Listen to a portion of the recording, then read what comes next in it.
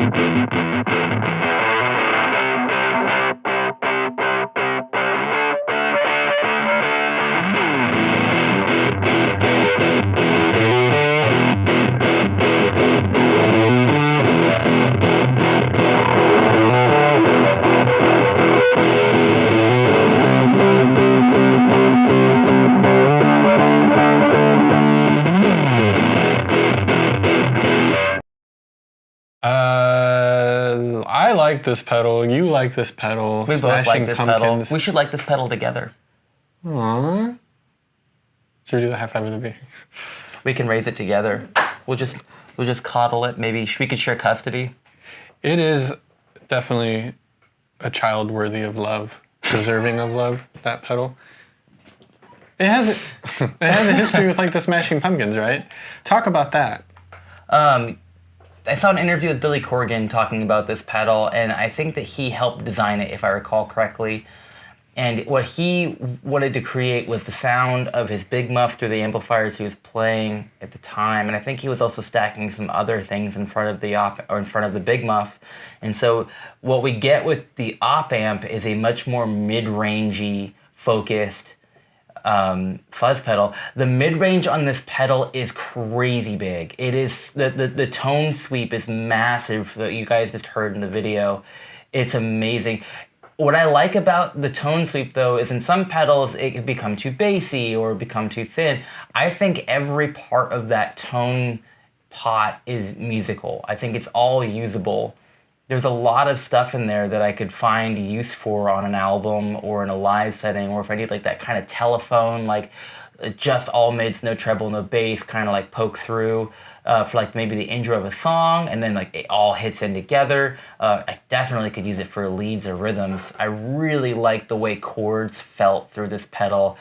The way it sounded through an amp in a room though was awesome. I think it translated pretty well through a microphone, but it sounds really good in the room. It sounded really good. That's interesting. Billy Corgan was like, what do I want in a pedal?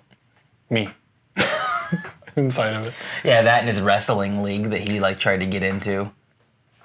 He's a weird guy. Billy Corgan is a weirdo. Did you say wrestling? Yeah, he got into like wrestling, and he also, what did Billy Corgan do? He tried to sell one of his Strats for $1 million. It was either $100,000 or $1 million on Reverb. I'm like, how broke are you? Like, it's like value, man. It's a piece of history. Yeah, but he's selling it. I feel like it's so weird. Like, yeah, you know what I mean? Like, if I became famous, then I'm like, you know what? I'm just gonna start signing my own shirts and selling them on eBay. Like, that's like printing your own money. Yeah, Billy. But it's I support it. it seems so egotistical. Billonomics. Corganomics. There you go. Corganomics. What New you phrase. gotta do is you gotta start a wrestling league with your name on it and sell your own merch. Smashing pumpkins? Nah. Creating value. Corganomics. It's a great pedal, actually. It's a really good pedal. It's you a should great buy pedal. it. We high-fived too early, but we also started making fun of Billy Corgan a little too early. Poor Billy. He deserves it. I love his music, but he seems like a total weirdo to me. Well, to be fair, you probably seem like a weirdo to him. I think anybody who isn't wealthy and didn't just define the 90s seems like a weirdo to him. Wealthy, defining 90s. Okay. Yeah. That's a good rubric for that. High five.